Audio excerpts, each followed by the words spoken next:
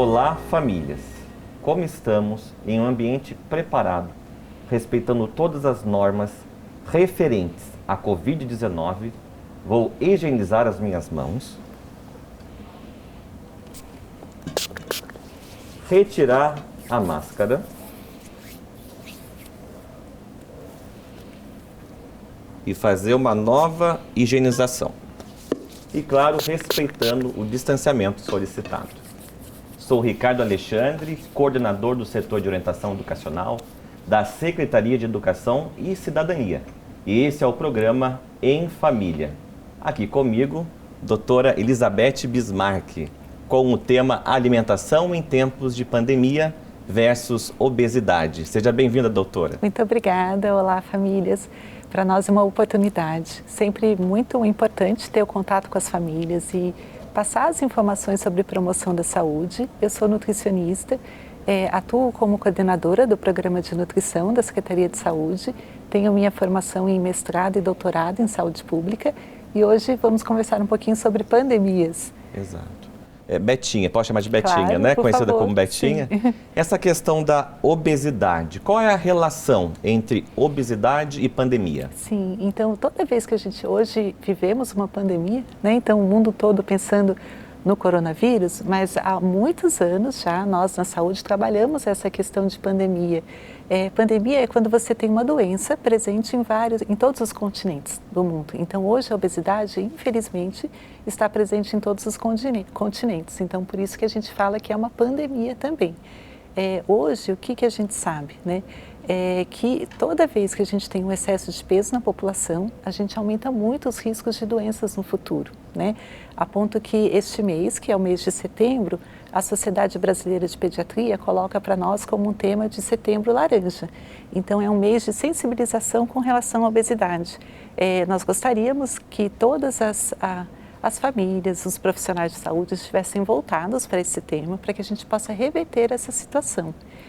Infelizmente, existem estimativas que mostram que todo esse alcance que a gente teve de aumentos, o aumento na expectativa de vida, né, da população de um modo geral, como a gente tem visto os longevos, tantas pessoas acima de 80 anos, talvez a próxima geração não viva tanto tempo assim. Infelizmente, por conta que cada vez mais cedo o excesso de peso se instala nas crianças. Então, é um tema muito importante.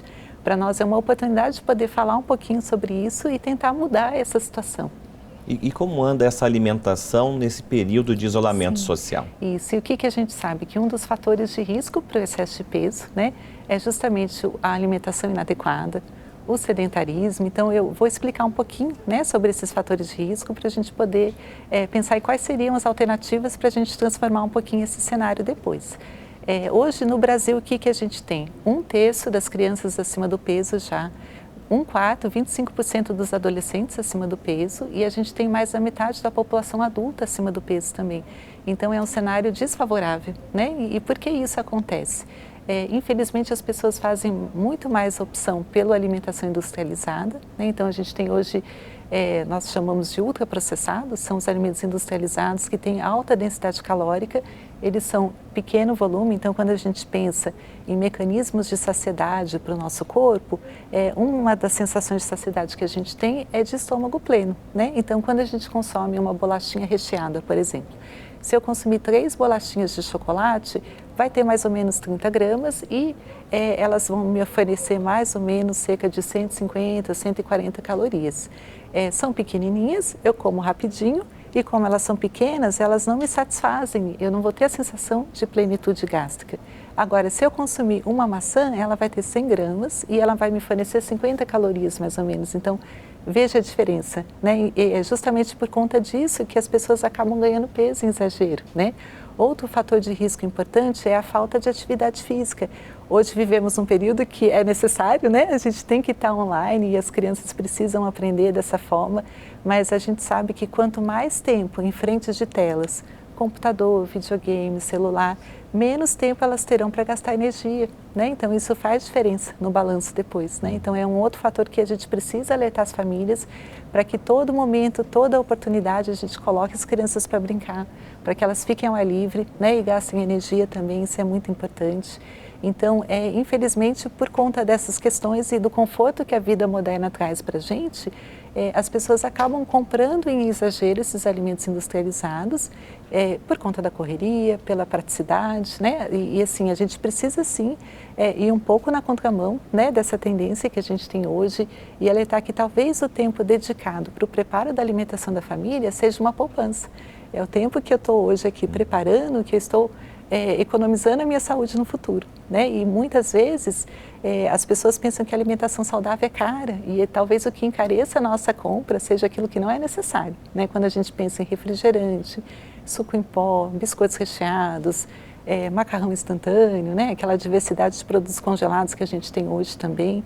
Então é um pouquinho ir na contramão, né, do que a gente encontra hoje. E você colocando essa questão da pandemia, aspectos negativos. Sim. Mas existe coisas positivas nesse Sim, processo que você consiga elencar? Sempre, acho que sempre momento de transformação, né, e um momento de repensar algumas questões, né. Então hoje a Unicef trouxe para nós um documentário, né, um texto que ela fez uma pesquisa, identificou que infelizmente as pessoas buscaram muito mais a compra dos alimentos industrializados, os ultraprocessados, em vez dos alimentos in natura, né, que é a alimentação saudável, que é essa que a gente tem que estimular.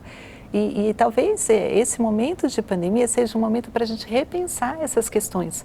Talvez seja a oportunidade para a gente resgatar as tradições, né? Então, o hábito familiar, o hábito de preparar a alimentação em conjunto com a família. Então, a gente fala bastante de desenvolver habilidades culinárias, né? Então, hoje não sobra tempo, parece, né? Para a gente poder sentar e preparar e fazer junto. Então, tentar envolver as crianças, os adolescentes, para que eles ajudem também no pré-preparo. Então vamos picar juntos, vamos sentar na mesa, vamos comer em conjunto, conversar, na hora de comer, desligar a televisão, né? Deixar o garfo para descansar na mesa enquanto a gente mastiga, prestar atenção na mastigação, no tempo que a gente leva, né, para comer um alimento. Então, estar presente realmente, né? Então focar no momento da refeição. Então acho que são questões que ajudam bastante, tanto na promoção da alimentação saudável, quanto no tratamento para quem já estiver acima do peso também. Durante a pandemia, muitas fake news. A rede social está cheia de dicas de como fortalecer o sistema imunológico, né? Várias dicas. Mistura tal coisa com tal coisa que você vai ter uma saúde melhor. Quais dicas são verdadeiras? O que é mito nesse processo? Então, a gente acaba escutando muitas informações, né? E até que ponto tudo isso é verdadeiro, né? Na ciência, a gente sempre fala que a gente tem que buscar a evidência científica. O que é uma evidência científica? É um trabalho, né? Um estudo científico que foi feito com todo um rigor metodológico, com o controle de uma amostra, os resultados precisam ser comparados, ele precisa ser publicado numa fonte segura de informação. Então, hoje existem blogs, existem, né, 1000 formas das pessoas terem acesso à informação, mas nem sempre essa informação é aquela que é correta e é fidedigna. Então, o que a gente busca sempre? As grandes associações, né? Então, quando a gente pensa na Associação Brasileira de Imunologia, Sociedade Brasileira de Pediatria, então na Associação Brasileira de Endocrinologia e Metabolismo. Então, são nessas sociedades que a gente vai buscar a fonte segura para que a gente possa passar isso para a população, né? Então, o que a gente encontra sempre? A alimentação saudável, ela é suficiente para que a gente tenha uma boa imunidade e para que a gente consiga resolver as questões do dia a dia, né? Infelizmente, hoje a gente está vivendo um momento de pandemia, então é importante, sim, um reforço com a qualidade da nossa alimentação, para que a gente tenha todos os nutrientes que são necessários para essa alimentação saudável, sempre buscando em fontes alimentares e não necessariamente em suplementos. Porque o que acontece? Hoje existe também uma necessidade de mercado, né, que acaba vendendo seus produtos e evidenciando algumas situações. Então, a gente só deve consumir algum suplemento alimentar se ocorrer uma prescrição médica ou de um profissional nutricionista. Porque muitas vezes existe interação. Então, às vezes você tem a interação da absorção de uma vitamina com a outra, né? Existe risco de toxicidade também. Quando eu consumo algum nutriente numa dose maior do que eu posso consumir, isso pode me fazer mais mal do que bem, né? Então, as pessoas buscam uma coisa boa e talvez estejam correndo riscos sérios de saúde. Então, quando a gente pensa na imunidade, né? O que é importante a gente pensar? Claro que a nutrição é importante, a alimentação saudável. Então, sempre pensar na variedade dos alimentos, então eu preciso ter uma alimentação balanceada, equilibrada, variada, com base nos alimentos in natura, né? Então são os alimentos minimamente processados e também outras questões são importantes também, então a qualidade do sono, né? É preciso ter um sono repousante, pelo menos 8 horas por noite. Então, essa questão dos nossos jovens ficarem horas no celular, né? Deitam com o telefone na mão, né? Então, isso interfere na qualidade do sono também. Então, pensar quando chegar próximo do horário de dormir, já ir desligando, desconectando, né? Desse mundo que a gente tem hoje. Outra informação importante é o sol, né? Com relação à pandemia, infelizmente, por conta do distanciamento social, muitos estão confinados. Então, é importante, sim, ter um momento de exposição solar, né, que a gente possa ficar ao ar livre, que a gente consiga sintetizar vitamina D também, sempre que possível controlar o estresse. Então, são muitas questões que estão envolvidas com relação à imunidade, né?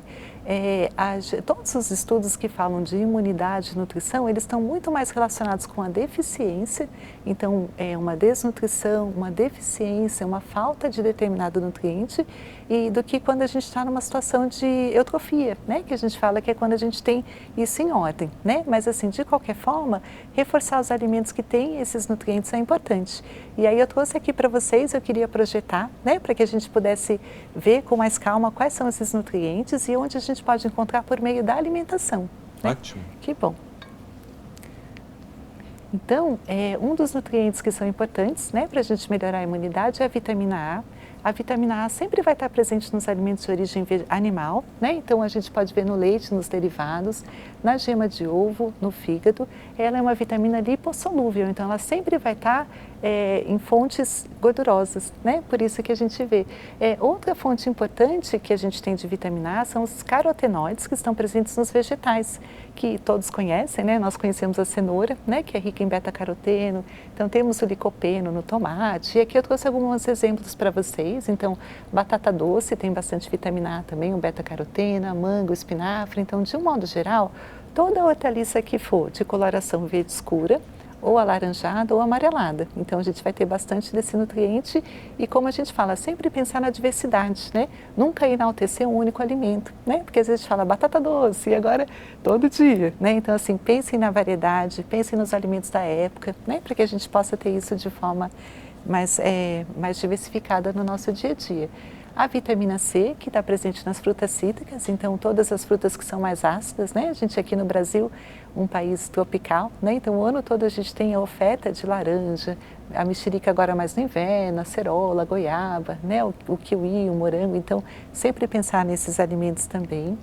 Com relação à vitamina D, que acho que é o que está muito em moda, né? Agora, né? Está bastante em evidência, o que é importante pensar?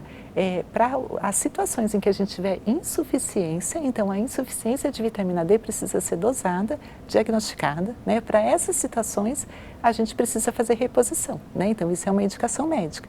Agora, de um modo geral, o que a gente tem que tomar como conduta? A exposição solar, sempre respeitando os horários em que o sol não causa tantos danos, não cause tantos danos com relação ao câncer de pele, né? Então assim, antes das 10 da manhã, depois das 3 da tarde, quanto menos roupa, quanto maior a superfície de contato com o sol, melhor, né? Então a gente vai sintetizar a vitamina D pela pele.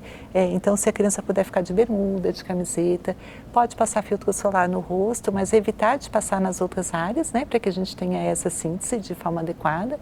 Isso é importante todos os dias, né? Então lembrar sábado, domingo, feriado, segunda, terça, todos os dias da semana é importante. E também a gente tem a vitamina D pela alimentação.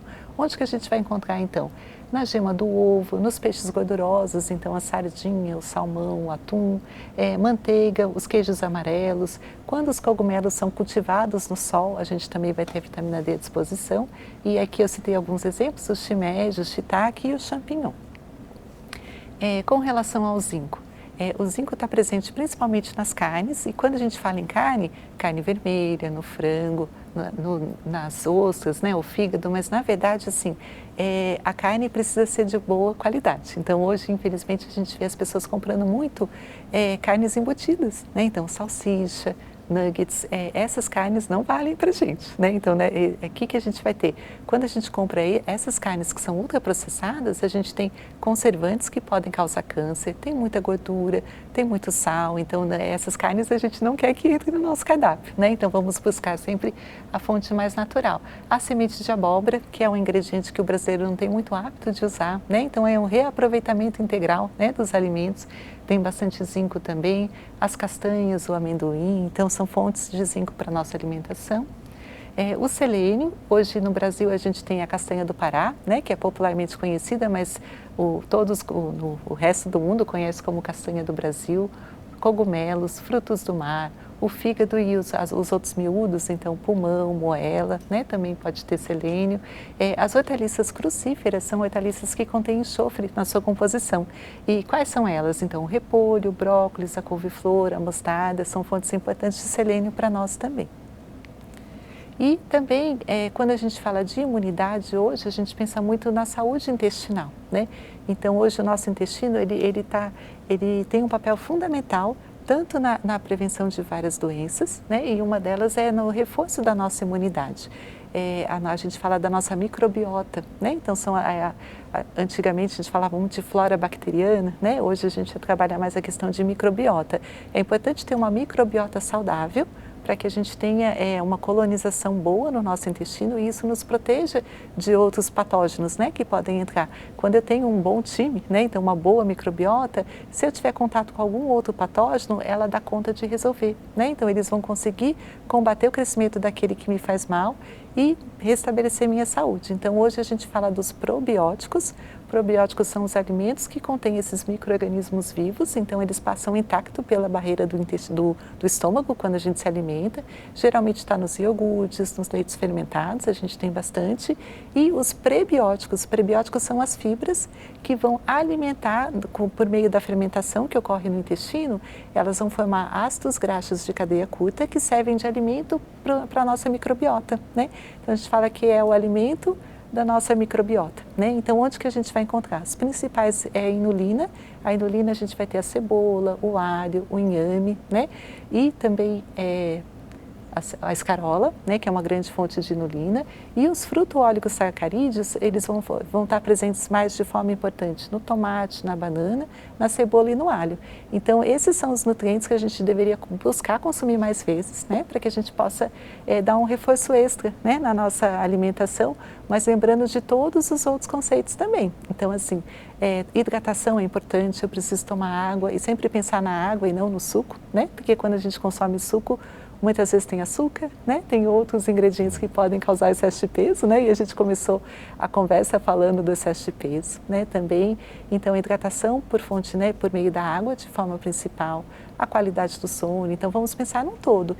Tabaco, né? Também é uma coisa que causa estresse no nosso organismo, o excesso de álcool. Então, quando a gente fala de promoção da saúde e de prevenção de doenças, tem que olhar o todo, né? Não adianta só eu pensar num único suplemento e achar que isso vai me proteger contra todo o contexto que a gente vive hoje, né? Aproveitando essa sua fala do único ingrediente ou de uma única ação, mas a família assistindo o programa pensa, opa, estou acima do peso, estou sobrepeso. Qual é a dica? Por onde começar? Sim, é importante sempre pensar então nas escolhas alimentares, né? Então, quando a gente for ao mercado, já ir com uma lista, né? Então, eu vou comprar aquilo que eu me propus, não vou ficar passeando, né? Procurando outros produtos para comprar. Evitar os alimentos ultraprocessados, então, evitar de comprar produtos congelados, bolachinhas, refrigerante, o que os olhos não veem, o coração não sente, não é assim? Se eu não tiver fácil, eu evito de consumir. E sempre dar prioridade para os alimentos naturais, então muita fruta, muita verdura, pensar naquelas hortaliças que duram mais tempo em casa, então o repolho, a selga, escarola, né? Então elas duram mais tempo na geladeira, mesmo a gente higienizando, as folhas se conservam por mais tempo. Eu posso pensar em hortaliças que eu posso higienizar e congelar, né? Para usar de outra forma, então espinafre, a couve, né? Isso facilita também a nossa logística, dá preferência sempre para as carnes magras, então evitar as carnes gordurosas, evitar essas carnes processadas, então mesmo hoje a gente fala do peito de peru, né? Então muitas pessoas pensam que é saudável, é light, mas na verdade assim, ele tem menos gordura, menos caloria que a mortadela, o presunto, mas não necessariamente ele é um alimento saudável, né? Ele é sim uma carne processada, é um embutido, ele vai ter esses conservantes que dão essa coloração rosa, que é cancerígeno. Então, e muitas pessoas acabam comprando em exagero, né? E eles fazem essa escolha, é uma pizza de peito de peru, né? Como se fosse uma escolha saudável, né? Então, atenção com isso é importante. E a atividade física também, então é preciso a gente movimentar, pensar em outras formas de passeio, né? Hoje, acho que cada vez mais, hoje as pessoas estão pensando como contato com a natureza é importante, né? Então, assim, uma proposta de passeio, por que não ir num parque, né? Caminhar, andar de bicicleta em família, então buscar esses momentos que não envolvam somente comer fora, né? Ir num shopping, né? E que são contextos que hoje também, né? Já está um pouco, né? O acesso está um pouco mais diferente, mas é importante isso, né? Para a gente ter essa mudança de comportamento. E se a gente tiver uma criança com excesso de peso em casa, é uma mudança de alimentação para toda a família, né? Não é só ela que não vai consumir porque ela está acima do peso, mas ninguém da nossa família deve consumir porque isso não faz bem para ninguém, né? Então, quando a gente pensa assim, a gente tem um olhar da saúde e não um olhar restritivo da dieta, né? Então, sempre pensar na promoção, né? Então, vou promover uma alimentação saudável e aqueles momentos da alimentação que não é saudável vai ser num dia de festa, num dia pontual, né? O que acontece é que hoje, como esses alimentos estão muito disponíveis, eles estão muito presentes na nossa casa. E aí virou rotina, né? Aquilo que na nossa infância era uma festa, um evento, né? Uma coisa diferente, hoje faz parte do dia a dia. Então, é essa mudança que a gente precisa ter. Falando em dia a dia, a balança é um instrumento que quase toda família tem no banheiro. Qual deve ser essa relação com essa balança? Pesar todo dia é o adequado? Tanto com relação com a balança, quanto com relação com os alimentos, né? Então tem que ser uma relação de paz, de harmonia, né? E de nossa aliada, né? Exato. Não como nossa inimiga. Então, na verdade, assim, pode ser um instrumento que pode me ajudar a monitorar. Se eu fizer isso de forma sistemática toda semana, né? Mas ele pode ser um instrumento que me incomoda se eu perder o controle, se eu achar que toda hora eu tenho que pesar várias vezes ao dia, então isso não ajuda, né? Muito mais importante é a gente pensar no todo, né? Que eu preciso ter uma alimentação saudável, eu preciso ter uma alimentação consciente, né? Sem exageros, então respeitando as sensações que meu corpo me mostra, né? De saciedade, de fome, né? E escolher sempre primeiro aquilo que é mais saudável, né? E não aqui, às vezes, necessariamente o que está mais próximo, né? E assim, criar o hábito de trazer lanche, né? Então, quando a gente vai trabalhar, quando a gente vai fazer um passeio, por que não levar o nosso lanche, né? Porque aí eu planejei, eu escolhi. Muitas vezes, se eu não levar, o que eu vou encontrar talvez não seja o mais saudável para mim, né? Naquele momento. Exato. Doutora, para finalizar o nosso papo, porque esse assunto vai longe, né? Mais alguma dica? Gostaria de finalizar com alguma frase? Eu trouxe uma proposta de lição de casa, né? Na verdade, como é um ambiente escolar, né? Eu pensei assim, por que não propor uma atividade que a família faça em conjunto, né? E exercitando as habilidades culinárias. Então, eu trouxe uma receitinha antiga que acho que todos conhecem, nossas avós já faziam, né? Nossas mães. Então, é uma torta bem simples de liquidificador, que você pode fazer tanto no liquidificador ou na mão mesmo. Eu fiz na mão, não precisa de muito recurso. E escolhi nutrientes que melhoram a imunidade, né? Pensando no contexto que a gente está vivendo hoje. Então, eu fiz com sardinha, né? Coloquei semente de abóbora, que a gente viu que tem zinco. A sardinha vai ter bastante vitamina D. Eu vou mudar aqui para vocês verem os ingredientes, tá bom? E eu coloquei repolho, porque a gente viu que tem selênio também, a cenoura para oferecer o beta-caroteno e a cebola e o alho como fontes de prebióticos. Então, aqui a gente tem a imagem da torta, ela pode ser feita em assadeira, eu fiz como se fosse um muffin, né, para ficar, né, mais interessante, acho que a apresentação é importante também, né, ficou muito suave, então a quantidade de sardinha é bem suave, dá para a criança consumir, né, e para as famílias que gostarem pode pôr até o dobro da quantidade, né, que dá para comer tranquilamente. E aqui tem a receita para que vocês possam depois exercitar suas habilidades culinárias e praticarem em família, né? Então, são ingredientes simples que a gente tem acesso, né, no dia a dia. Então, 1 xícara de repolho picado, meia xícara de cenoura ralada, 4 colheres de sopa de óleo de canola ou azeite para a gente refogar, 3 dentes de alho, 1 cebola, 1 xícara de farinha de trigo integral, 1 xícara de farinha de trigo comum. Também, para quem gosta, pode usar só a farinha de trigo integral, tá? Então, fica uma opção. 1 colher de sopa de fermento em pó, 1 xícara de leite, 2 ovos, 125 gramas de sardinha e, para quem gosta também pode dobrar a quantidade, 2 colheres de café de sal, 1 colher de sopa de alecrim, ele desidratado, e meia xícara de óleo de canola ou de azeite extra virgem, que a gente vai usar no preparo da massa. Então, como que a gente pode fazer? A gente vai refogar os ingredientes, então eu vou pegar o óleo, vou refogar a cebola, depois acrescento o alho, aí eu vou colocar o repolho, a cenoura também, refoguei tudinho, aí eu desligo a panela, amasso a sardinha, coloco lá na minha mistura também, jogo o alecrim, né, e deixo essa parte reservadinha. Aí eu vou fazer a massa. A massa eu vou usar a farinha, o óleo, eu vou usar os ovos, o fermento, né, e vou bater tudo, e o leite. E bato tudo ou no liquidificador ou na mão mesmo, né. Então eu fiz na mão e tranquilamente dá para fazer, né. Misturei, depois que tiver em consistência de massa mais líquida, aí eu pego os ingredientes que eu refoguei, misturo na massa e eu posso colocar ou numa assadeira, né, para a gente assar em forno médio, ou eu posso colocar em forminhas de muffin também, de cupcake, né, para ficar numa apresentação que fica fácil para levar num lanche, né, uma opção de lanche da tarde, num passeio que a gente sair com a família também pode ser. Né? Ótimo. Betinha, doutora Elizabeth Bismarck, obrigado pela presença. Obrigada. Sim. É sempre bom estar perto de você e informar as famílias. Sim. Esse foi o programa Em Família de hoje, que você possa aproveitar as dicas e principalmente cuidar de sua família. Aqui nós temos na tela o QR Code, que você pode enviar sugestões ou, se tiver alguma dúvida, possa encaminhar também. Obrigado e até o próximo encontro.